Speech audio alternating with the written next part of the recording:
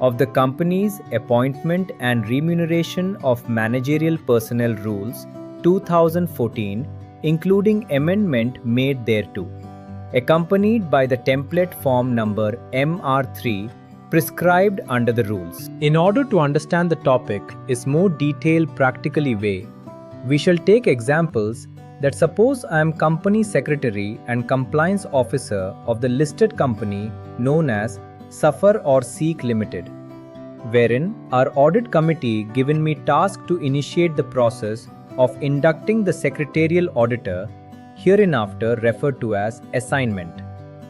As the Company Secretary, before apprising the Audit Committee and thereafter to the Board of Directors, I will initiate to ascertain all the relevant provisions and procedures that will be applicable for the said assignment in details. Accordingly, I had chopped some of the provisions in the next slide as I needed to comply as CS for successful concluding the said assignments. Question 1. Which companies are required to appoint a Secretarial Auditor and what are the prescribed criteria? Pursuant to Section 204 of the Act, read with its Rules 9 of the Company's Appointment and Remuneration of Managerial Personnel Rules 2014, accordingly, we had list down the below company needed to induct the Secretarial Auditor. 1. Listed company. All listed companies are mandatorily required to conduct Secretarial Audit. 2. Public company. Public companies meeting any of the following criteria: A. Paid up share capital of 50 crore rupees or more, or B. Turnover of 250 crore rupees or more. 3. Other companies. Any company having outstanding loans or borrowings from banks or public financial institutions of 100 crore rupees or more. Question 2.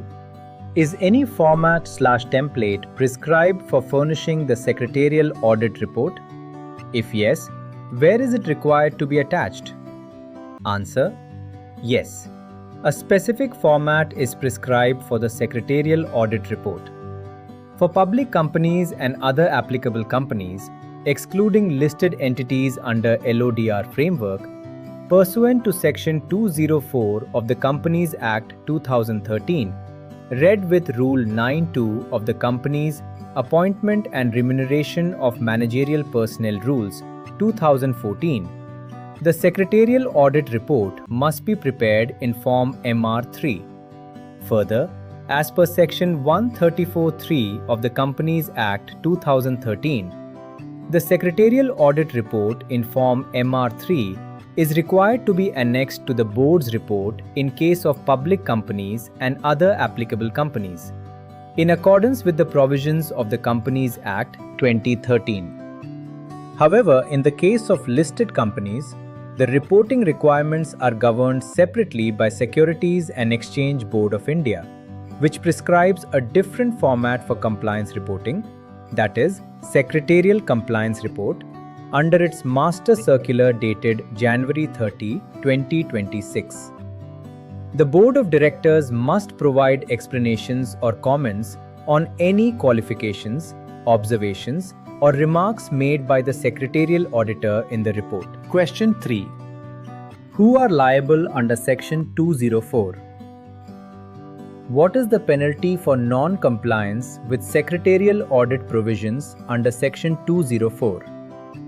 As per Section 204(4) of the Companies Act 2013, if a company or any officer of the company or the company secretary in practice contravenes the provisions of this section, the following persons shall be liable: the company, every officer of the company who is in default, the company secretary in practice, Secretarial Auditor. Penalty amount. Each such person shall be liable to a penalty of 2 lakh rupees as per recent amendment substituted by the Companies Amendment Act 2020. Notification dated 28 September 2020. Amendment effective from 21st December 2020. We shall continue our discussing in second part of this topics. Thank you for watching. Please like and subscribe to our channel to stay updated with our latest content.